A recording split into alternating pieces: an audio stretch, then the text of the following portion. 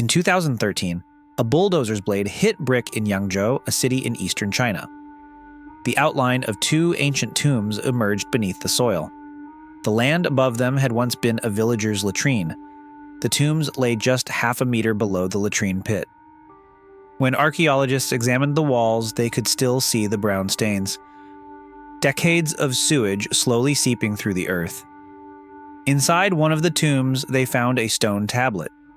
The inscription was faintly legible. The archaeologists read the words and froze. This wasn't just anyone. The tomb of the late Emperor Yang of Sui. They called him Yang. It means one who defies heaven, oppresses the people, indulges in excess. One of the most infamous labels in Chinese history.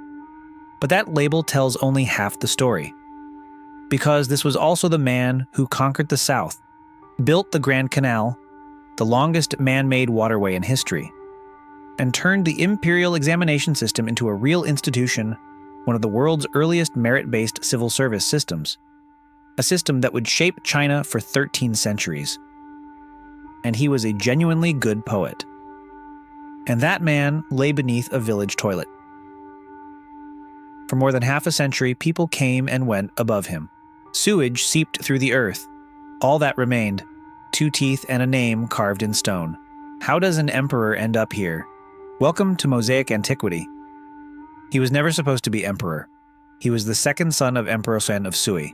His older brother Yang Guang was the crown prince, but Yang Guang was a brilliant actor.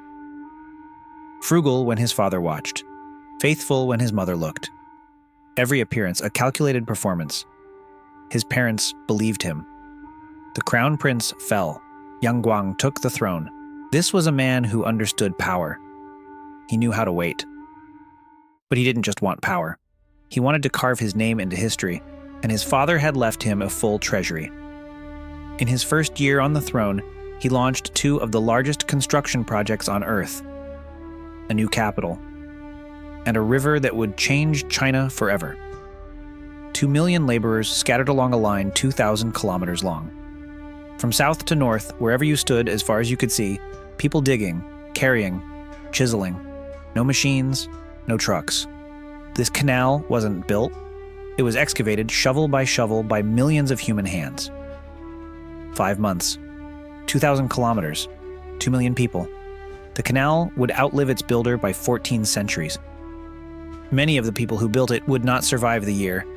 It's called the Grand Canal. It linked the Yangtze, the Huai, and the Yellow River, China's 3 greatest waterways. From then on, rice, silk, porcelain from the south flowed north along a single route. This canal stayed in use for 14 centuries. Parts of it still carry water today.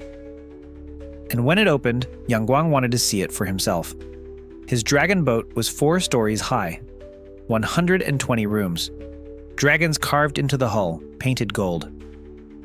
From a distance, it looked like a palace floating on water. Behind it stretched a fleet so long that those at the front could not see the end. 80,000 men hauled the vessels from the riverbanks. From the upper deck, he watched his empire glide past. People knelt along both banks. Grain moved north.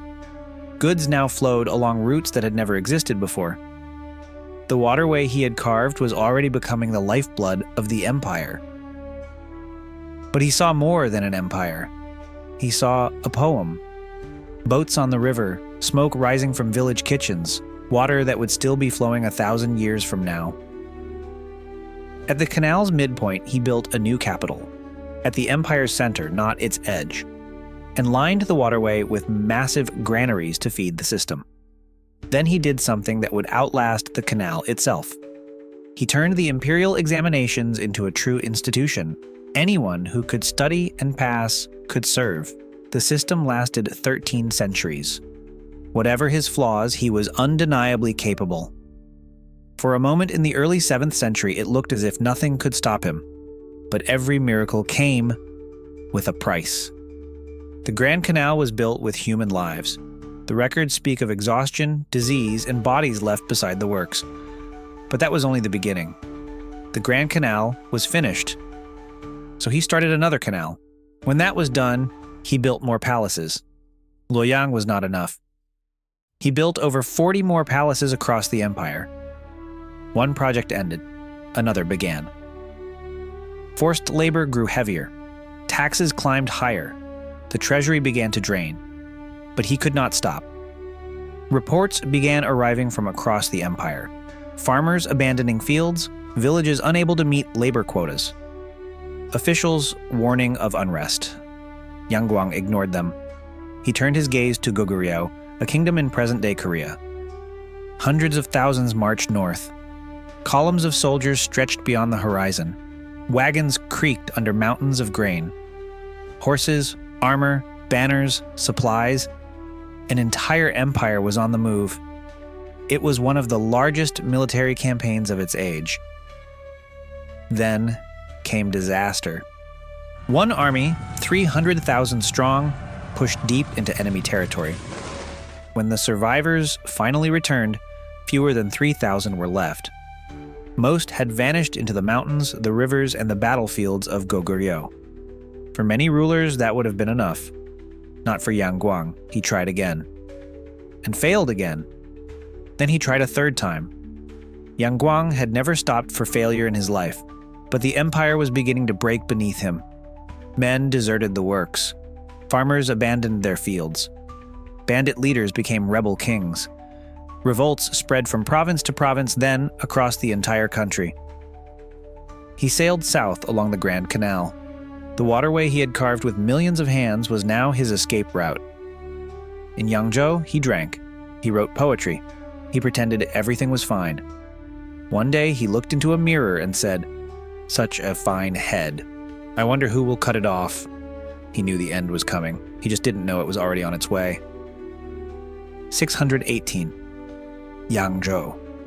By now, Yang Guang had been trapped in Yangzhou for 2 years.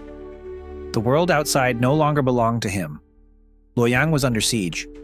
Chang'an had changed hands to a man named Li. All he controlled was this city, and the imperial guards inside it, but those guards were homesick too. They were northerners. The emperor had no plan to return north, and they had no intention of dying here. Resentment built in the barracks day by day. Men began to talk, and they found a leader, Yuan Huaji. One night, the guards made their move. They stormed the palace and headed straight for the emperor's chambers. His own guards offered no resistance. The doors opened. Yang Guang stepped out and faced them. Acting had been his greatest skill his entire life. This time, it would not save him. He made one final request. He wanted poison, to die like an emperor.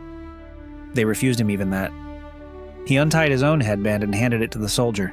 They strangled him with his own silk sash. He was 49. A few years earlier, he had been one of the most powerful men on Earth.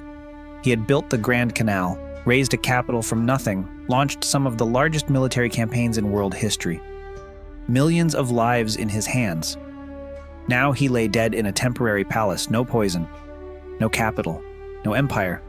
His posthumous name was Yang, the one who defies heaven. But in the end, only a silk sash came down. Why was an emperor's tomb this small? By the time Emperor Yang died in Yangzhou, there was no one left to build him a tomb. The empire had collapsed. Empress Xiao tore apart her own bed to build him a coffin. He was hastily buried west of the Jiangdu palace. His remains were later moved to Latrine. In time, even that location became uncertain. Then, in 2013, archaeologists found him again. But the strangest part was this. 300 years ago, the Qing dynasty erected a stele proclaiming the tomb of Emperor Yang of Sui. The Qianlong emperor himself visited during his southern tour. He was paying respects to the wrong grave. The real emperor was lying on the other side of Yangzhou. Beneath a village latrine, beside him lay his empress, Xiao, her skeleton barely 1.5 meters tall. Two people, forgotten together. A man who inherited a united empire and tore it apart. A man who built the Grand Canal. A man who tried to reshape China. In the end, 2 teeth and a stone. For more than 1,000 years, countless people walked above him. No one knew who lay beneath, until 2013. An emperor who once commanded millions, forgotten beneath a village toilet. Subscribe to Mosaic Antiquity, more forgotten civilizations, more ancient mysteries.